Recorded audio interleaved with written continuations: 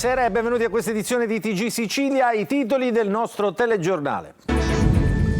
Crisi idrica in Sicilia, da Agrigento associazioni e cittadini chiedono impegni concreti al prefetto. Caos anche in numerosi comuni dell'Ennese per i lavori di manutenzione dell'acquedotto Ancipa. Acqua razionata per il secondo giorno consecutivo a Messina.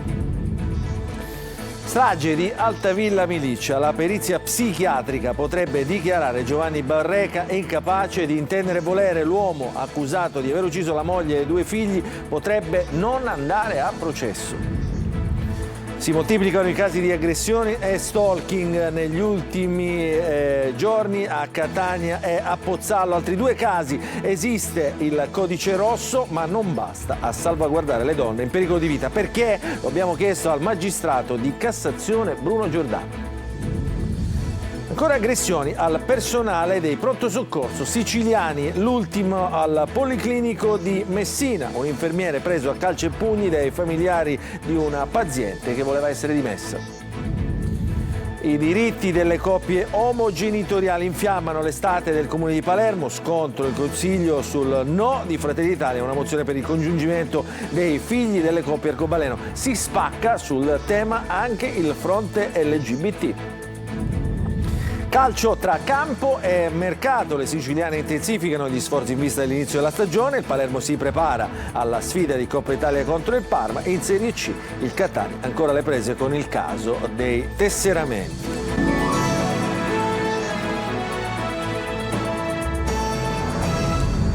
Ancora buonasera, sempre la crisi idrica in primo piano del nostro telegiornale, niente acqua nei comuni dell'Ennese per i lavori di manutenzione dell'acquedotto Ancipa. Ad Agrigento, incontro sull'emergenza tra il prefetto e gli organizzatori della recente marcia per il diritto all'acqua. Ci racconta tutto Davide Sardo. Si aggrava la crisi idrica in provincia di Enna, stop all'erogazione per diversi comuni a causa dei lavori di manutenzione straordinaria in corso per la riparazione di alcune falle lungo l'acquedotto Ancipa. Tramite tali opere si intende recuperare risorse idriche e contenere nel frattempo i prelievi dall'invaso. Il cantiere si protrarrà fino a giovedì e la chiusura dei rubinetti colpirà anche il territorio nisseno ed in particolare Caltanissetta, San Cataldo e Serra di Falco. E di soluzioni all'emergenza idrica dopo la recente e imponente marcia di protesta si è discusso nel pomeriggio alla prefettura di Agrigento durante un incontro convocato dal prefetto Filippo Romano con gli organizzatori della manifestazione. Al termine della riunione è stato consegnato al prefetto un documento contenente i punti salienti delle denunce per la grave emergenza idrica che affligge la città. Il Presidente della Regione ha chiesto ulteriori poteri speciali con un particolare obiettivo che a me sembra congruo con l'ordinamento, che è quello di ottenere delle sostanziali velocizzazioni delle pratiche, e quindi se bisogna fare il dissalatore deve poter avere una legge speciale che gli consente di andare oltre il codice degli appalti per l'affidamento dei servizi. Ma nel brevissimo termine bisogna trovare nuovi pozzi e collegarla alla rete idrica e accelerare al massimo le procedure che riguardano le opere di dissalazione, quindi o mettere mano al dissalatore di Porta Empedocle oppure di utilizzare dei mini dissalatori. E nel frattempo, tramite alcuni recenti interventi, in particolare il riutilizzo di pozzi comunali a Favara, Vanusa e San Biagio Pratani, sono stati già immessi 18 litri d'acqua al secondo nella rete idrica agrigentina gestita da AICA. È il secondo giorno a Messina di acqua razionata, la città è divisa in zone, intanto l'emergenza idrica arriva in Consiglio Comunale e giovedì conferenza stampa congiunta con Taormina per le polemiche innescate sulla cessione di acqua. Il servizio di Francesco Triolo. L'acqua a giorni alterni, le polemiche che approdano in Consiglio Comunale. Messina prova a fronteggiare l'emergenza idrica con un piano di distribuzione controllata, ovvero la città divisa in zone, in quelle dove l'acqua arrivava in maniera irrisoria, con poca pressione, zona A e zona B, è stato deciso di fornirla a giorni alterni. Ieri a zona A, oggi a zona B, per cercare di dare maggiore pressione nella tubazione. È un problema dell'acqua, è una cosa proprio indicibile. Ci siamo ridotti proprio a tipo tempi di guerra, quando si rugliano i butuni, baghiola, ecco, dico in gergo proprio. È arrivata stamattina presto, poca mai è arrivata. È un problema così annoso che non riescono a risolverlo, io non riesco a capirlo, sono anni. Il paradosso è che in queste zone si registrano anche perdite dalla condotta che fanno imbufalire tanti residenti. tutte l'acqua qui manca e arriva praticamente 1 paio d'ore al giorno. Vedere questa perdita d'acqua è uno schiaffo morale a tutta la popolazione del quartiere. Oggi in Consiglio Comunale sono arrivati i vertici di Amam, una seduta aggiornata domani per le troppe domande e segnalazioni. Il sindaco Federico Basile spiega l'obiettivo del razionamento. Lo scopo è sempre quello, circoscrivere le zone affinché si possa dare maggior aiuto. Stiamo incrementando il numero di autobotti, l'acqua è quella che è perché, ripeto, continua a diminuire. Sotto questo punto di vista cercheremo di essere sempre più puntuali. Intanto le polemiche sono anche per l'accordo stretto con Taormina per la fornitura di acqua da Sicilia Acque. Un video spiega il funzionamento, ma intanto giovedì Cateno De Luca e Federico Basile terranno una conferenza stampa lì dove c'è l'intersezione della condotta. Una prova, insomma, sul campo. Adesso cambiamo argomento, ci occupiamo della strage di Altavilla Milicia. C'è attesa per il destino giudiziario di Giovanni Barreca, l'uomo accusato del triplice omicidio dei suoi familiari per un folle esorcismo. Se la perizia psichiatrica lo dichiarasse incapace di intendere e volere, non andrebbe a processo. Il servizio è di Roberta Lunghi. Potrebbe mutare qualora fosse dichiarato incapace di intendere e volere il destino giudiziario di Giovanni Barreca, l'imbianchino accusato di avere partecipato alla strage familiare di Altavilla Milicia nel Palermitano, dove furono uccisi con torture atroci sotto forma di esorcismo la moglie Antonella Salamone e i suoi figli Kevin ed Emanuel. La procura di Termini Imerese aveva avanzato richiesta di incidente probatorio e proprio oggi il legale di Barreca ha partecipato all'udienza di conferimento dell'incarico a 2 psichiatri e uno psicologo che avranno 60 giorni di tempo per le loro valutazioni e per avallare o meno le tesi dei consulenti della difesa che al telefono ci parlano di un Barreca in preda a una condizione delirante, florida e manifesta. Comunità in apprensione per l'esito della perizia che potrebbe fare di Barreca soggetto non imputabile. Non sarebbe processato. Questo vuol dire però che dovrebbe affrontare di contro è tutto un percorso di cure, di recupero presso delle strutture adeguate che salvaguarderanno la sua stessa incolumità. Potrebbe dunque essere riabilitato? L'obiettivo è quello di giungere ad una riabilitazione, se naturalmente si dovesse raggiungere. Coinvolti oltre a Barreca anche i suoi presunti complici Massimo Carandente e Sabrina Fina che si spacciavano per santoni. I 3 sono in carcere dall'11 febbraio, mentre qualche giorno dopo è stata arrestata anche la figlia 17enne di Barreca. Il cadavere carbonizzato di Antonella, le torture indicibili inflitte ai figli hanno fatto di questo un caso che ha sconvolto non solo Altavilla ma l'intero paese, mentre Barreca dal carcere continua a sostenere la necessità che la sua casa fosse epurata dal demonio. Un uomo condannato che continua a perseguitare la moglie e poi viene arrestato nel Catanese. Una ragazza aggredita in strada all'alba a Pozzallo, ma questi sono solo 2 degli ultimi casi in cui una donna denuncia e può ritrovarsi invece con il pericolo di fronte. Esiste il cosiddetto codice rosso, ma non basta, perché cosa fare per garantire alle donne una vita più serena? Lo abbiamo chiesto al magistrato di Cassazione Bruno Giordano. Sentiamo. Per contrastare effettivamente ed efficacemente non solo la violenza sulle donne, ma qualsiasi forma di minaccia, di limitazione della libertà, noi abbiamo un'ottima legge che è il Codice Rosso, che però funzionerà pienamente soltanto quando avremo un effettivo sistema amministrativo di prevenzione, costituito da assistenti sociali che siano in rete con le strutture sanitarie, con le strutture di polizia, con gli organi di vigilanza e quindi soprattutto con tutte le associazioni e gli enti che privatamente e molto lodevolmente fanno un'attività di prevenzione. Senza questa rete noi non riusciremo mai a contrastare la cultura che vuole ordinaria la violenza e la limitazione della libertà delle donne e soprattutto non vinceremo l'incultura delle differenze di genere. Sono passati 39 anni dall'agguato mafioso in cui sono stati uccisi a Palermo il vicequestore Ninni Cassarà e l'agente di scorta Roberto Antiochia, detto il sindaco La Galla. Erano acuti, intelligenti e investigatori generosi che hanno saputo schierarsi dalla parte giusta lottando fino all'estremo sacrificio. E a 44 anni dall'assassino a Palermo è stato commemorato anche il giudice Gaetano Costa, uno dei primi magistrati che è riuscito a indagare sui patrimoni delle famiglie mafiose, intuendone la pericolosità in evoluzione. Sono stati fermati a Siracusa 2 scafisti cinici, senza nessuna considerazione del rischio. I trafficanti di esseri umani utilizzano anche i social per propagandare i cosiddetti viaggi della speranza, da cui appunto traggono i guadagni. Ci racconta tutto Marco Gullà. Cinico, spietato e alla ricerca disperata di soldi. Eccolo in sintesi il profilo dello scafista o trafficante di esseri umani, i cosiddetti organizzatori dei viaggi della speranza, viaggi dove spesso si contano i morti per i naufragi.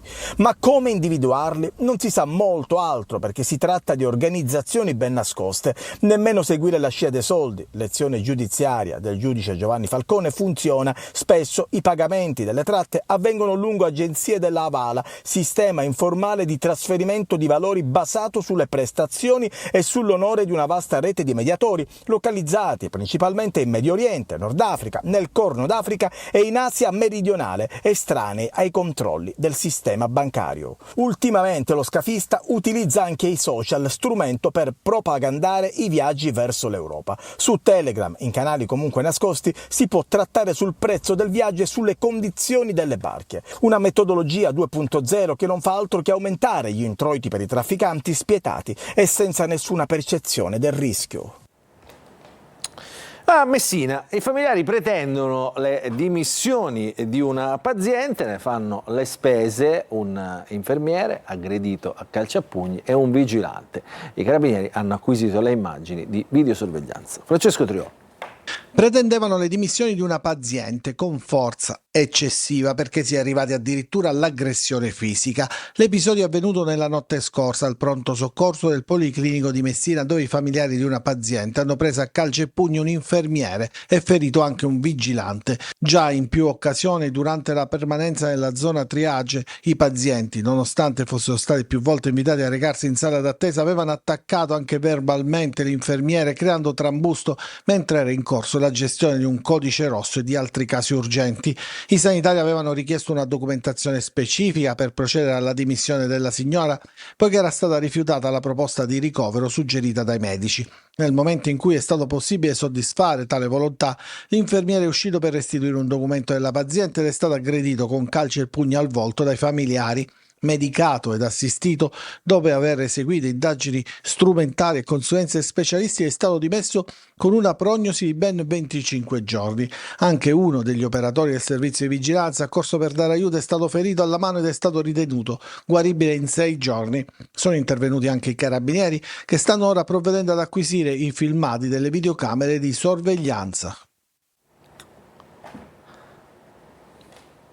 I carabinieri di Catania hanno scoperto un casinò clandestino che avrebbe avuto un giro d'affari stimato in oltre 1 milione di euro l'anno, allestito all'interno di un chiosco bar, la cui titolare, una donna di 25 anni, è stata denunciata per esercizio abusivo del gioco e delle scommesse, sanzionata con una multa da 94.000 euro. In una saletta nascosta nel locale era stata allestita una sala da gioco con slot machine virtuali e con 6 videolottery. Tutti i pagamenti per poter usufruire di questo tipo di gioco avvenivano in contanti e direttamente al titolare. I diritti delle coppie omogenitoriali infiammano l'estate del Comune di Palermo, scontro in Consiglio su una mozione per il riconoscimento dei figli delle coppie arcobaleno, ma si spacca anche il fronte sociale del LGBT con il Palermo Pride, che adesso chiede di rinviare tutto. Ci racconta questa storia Manlio Viola. Lo scontro politico in Consiglio Comunale sui diritti arcobaleno adesso diventa anche scontro sociale e il mondo LGBT si divide. A prendere le distanze è il Palermo Pride che chiede di rinviare tutto. Ad accendere l'estate palermitana è stata la mozione presentata dalla campagna Sindaco Trascrivi promossa dal Comitato Esistono i diritti transpartito che ha raccolto firme e adesioni di oltre 500 personalità in un paio d'anni. Il Comitato vuole che il primo cittadino responsabile dell'anagrafe riconosca i figli delle coppie arcobaleno e li trascriva a prescindere dalla legge. La mozione ieri è approdata in Consiglio dopo tanti rinvii, ma Fratelli d'Italia dice no. Palermo ha problemi più importanti e urgenti come rifiuti in strada e crisi idrica. Non si può perdere tempo con questioni meramente politiche e di principio sulle quali peraltro il Consiglio Comunale non ha competenza. Ma lo scontro nella società civile supera anche quello politico e adesso il movimento LGBT parla di mozione politicamente inaccettabile perché il contenuto non è mai stato discusso innanzi alle famiglie omogenitoriali. Di fatto si spacca il fronte fra comitato promotore della mozione e movimento LGBT. Non perde l'occasione l'ex presidente dell'Ars Gianfranco Miccichè per attaccare il suo ex compagno di partito, oggi capogruppo FDI, che è ormai il suo nemico numero uno, Giuseppe Milazzo. Sembra di essere tornati indietro nel tempo, dice Miccichè, la difesa dei diritti civili è una battaglia dalla quale non ci si può sottrarre. A Catania è possibile presentare domanda per la concessione del bonus di 1.000 euro per ogni figlio nato nell'anno 2024. A beneficiarne saranno le famiglie con reddito ISEE non superiore a 3.000 euro. Altre informazioni e il modulo per la richiesta si possono trovare sul sito del Comune di Catania. E torniamo a Palermo perché oggi hanno giurato di fronte all'Assemblea regionale siciliana i 2 nuovi assessori regionali nominati dal presidente Renato Schifani, una cerimonia veloce in apertura di seduta come da protocollo a cui ha partecipato anche lo stesso presidente della regione. I 2 nuovi assessori sono Salvatore Barbagallo, docente universitario a Catania, ricoprirà il ruolo di assessore all'agricoltura e prende il posto di Luca Sammartino, deputato della Lega, che si è dimesso ad aprile dalla carica di assessore e anche di vicepresidente della regione in seguito a un'indagine che lo ha coinvolto. Fino ad ora l'assessorato è stato guidato ad interim proprio dal presidente Schifani. Il secondo assessore è Giusi Savarino, deputato regionale di Fratelli d'Italia, che invece ricoprirà il ruolo di assessore al territorio e ambiente al posto di Elena Pagana, che si è dimessa nei giorni scorsi. Adesso parliamo di morti sul lavoro, perché a morire sul lavoro è un siciliano su 4, in più rispetto alla media nazionale. Lo dice uno studio dell'Osservatorio Sicurezza e Ambiente di Mestre, aumentano anche gli infortuni senza conseguenze fatali. Orazio Longo. L'ultima è quella di un operaio di una ditta in subappalto che è rimasto incastrato con le gambe dentro un cassone in un cantiere dell'aeroporto Falcone Borsellino di Palermo. L'uomo, 51 anni, è stato ricoverato all'ospedale Villa Sofia e non sarebbe in pericolo di vita. Quella vita invece che ha perso Zairi Zamul, 28 anni, tunisino, che in Sicilia era giunto per cercare lavoro e una nuova vita e ha invece trovato la morte il 17 luglio a Scoglietti, in provincia di Ragusa, annegato all'interno di una vasca di raccolta per le acque irrigue. Queste e tante altre sono le storie di chi sul lavoro ci inciampa o ci muore. 465 storie per la precisione dall'inizio dell'anno. Le regioni dove si muore di più sono la Lombardia, la Campania, l'Emilia Romagna e naturalmente la Sicilia. Sicilia che registra anche un incremento del 4% di infortuni sul lavoro come quello avvenuto all'operaio di Palermo. Lo dice l'INAIL, lo ripete l'Osservatorio Nazionale di Bologna, lo dice ancora l'Osservatorio Sicurezza sul Lavoro e Ambiente di Mestre, che posiziona Palermo al 4º posto nella ingloriosa classifica dell'incidenza degli infortuni mortali, seguita da Trapani 11ª, Siracusa 17ª e Agrigento 22ª, tutte in zone da bollino rosso. Meglio Catania 49ª, ma è comunque bollino arancione. Secondo i dati dell'osservatorio, la nostra isola registra un aumento superiore al 25% rispetto alla media nazionale. Il fenomeno infortunistico più elevato si conta nella fascia dei lavori ultra 65enni, seguito dalla fascia 55-64. I lavoratori stranieri sono soggetti a un rischio infortunio mortale quasi triplo rispetto agli italiani, il settore delle costruzioni il più colpito. Sono diventati una minaccia per gli agricoltori, ma anche per gli uomini. Così nel Parco delle Madonie a Petralia Sottana è stato costituito il primo centro di raccolta degli ungulati selvatici, tra i quali appunto ci sono i cinghiali. Servizio di Marco Ulla. dai daini ai suini e poi soprattutto i cinghiali, che rappresentano ormai una minaccia soprattutto per gli agricoltori che vedono il loro raccolto distrutto da questi animali selvatici. Ecco perché nasce a Petralia Sottana, nel Palermitano, il primo centro raccolta dei capi selvatici, il cui abbattimento programmato è stato previsto con un apposito decreto della regione. Negli ultimi anni il numero degli ungulati selvatici è in crescita esponenziale. Gli animali hanno danneggiato alcune specie vegetali, compromettendo la biodiversità, arrecato danni nelle campagne e nelle aziende. Lungo le strade hanno messo a rischio gli automobilisti. Il Parco delle Madonie ha realizzato il primo centro di raccolta carni selvatiche in Sicilia e per noi è un motivo di grande vanto. Ecco, questo è l'inizio di una lunga esperienza che sicuramente ci vedrà impegnati nel territorio madonita. Noi siamo un geopark, siamo il Madonie Global Geopark UNESCO.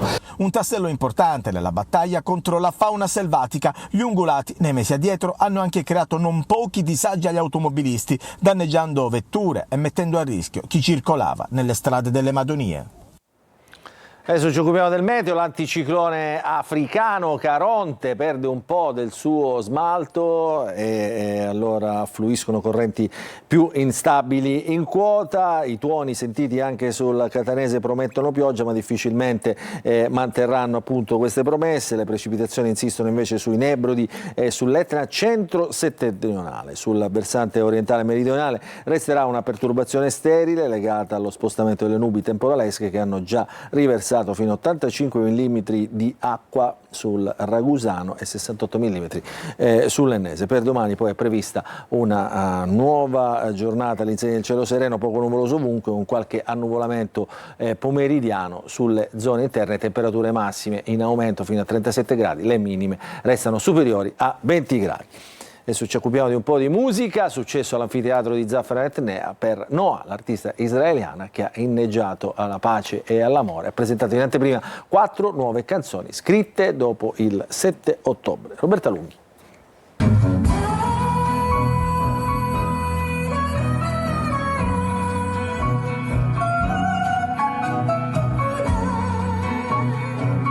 C'è una pace possibile nelle parole e nel canto di Noah, l'artista israeliana che ieri sera ha incantato il pubblico dell'anfiteatro di Zafferana Etnea. Emblema del suo concerto la bella Beautiful That Way, canzone che Noah ha interpretato partendo dal brano che fa da colonna sonora al film La vita è bella di Roberto Benigni con le musiche di Nicola Piovani. Un fluire quasi magico dove le parole hanno avuto un peso nel concerto iniziato con i sì e i no. Il sì all'amore, alla pace, all'uguaglianza, il no alla guerra, alla violenza, alla sopraffazione. Uno scambio di emozioni durato quasi 2 ore per un pubblico partecipe che ha cantato e ha applaudito, con il privilegio di avere sentito in anteprima 4 nuove canzoni scritte dall'artista dopo la fatidica data del 7 ottobre.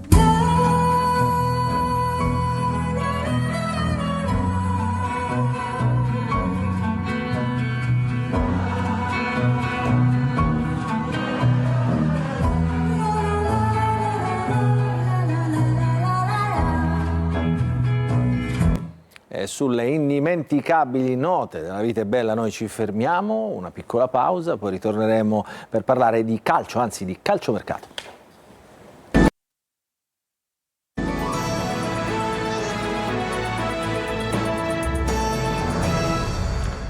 Ancora ben trovati nella seconda parte del nostro TG Sicilia, parliamo di calcio. Il Palermo riprende la preparazione oggi a Veronello, invece per il Catania dopo Marsura, vicino alle cessioni di Zammarini, Curado, Peralta e Costantino. A Trapani invece arrivo di Lescano e Ricciardi. Ci fa il punto Sergio Colosi. Ripresa della preparazione oggi per il Palermo a Veronello in vista dell'esordio stagionale. Domenica al Tardini contro il Parma in Coppa Italia. Per il mercato si guarda in casa Juventus. Asa per il centrocampo e Sekulov per l'attacco. Per il giovane regista già seguito a giugno, accelerazione nella trattativa nelle ultime 48 ore. Al Palermo piaceva Nicolussi Caviglia, ma la pista era complessa e la scelta è ricaduta sul compagno della Next Gen. Situazione interlocutoria in casa Catania, dove la data di venerdì 9 agosto rappresenta un passaggio chiarificatore, al di là della ventilata riduzione del budget stanziato ad inizio stagione. Si lavora H24 per arrivare in tempo alla scadenza del 9 agosto e si attende una conferenza stampa da parte dei vertici dirigenziali. Dopo il ritorno all'Ascoli di Marsura, trasferito a titolo temporaneo, la società è impegnata su altre cessioni. La prossima riguarda il centrocampista Roberto Zammarini con destinazione Spal. Seguiranno quelle di Costantino, dopo Lecco, Casertana e Lucchese è in corsa anche il Gubbio, Peralta che potrebbe rientrare nell'operazione Gomez al Catania e Curado. La mancata convocazione di De Rose nel Cesena è un altro tassello che indica l'imminente passaggio al Catania, preceduto dalle ufficialità di Guglielmotti e Lunetta. Sabato sera si conoscerà l'avversario della Coppa Italia di Serie C che uscirà dalla sfida dell'uscita tra Crotone e Messina. Quest'ultimo cantiere aperto con Pervanne e Francesco Rizzo in prova, ma lontano dall'essere una squadra competitiva. Lo è già invece il Trapani, le cui quotazioni sono ulteriormente cresciute con l'annunciata firma di Lescano e il prossimo arrivo di Ricciardi. Questa è l'ultima notizia, il nostro telegiornale finisce qui, vi ringraziamo per averci seguito e vi auguriamo un buon proseguimento di serata.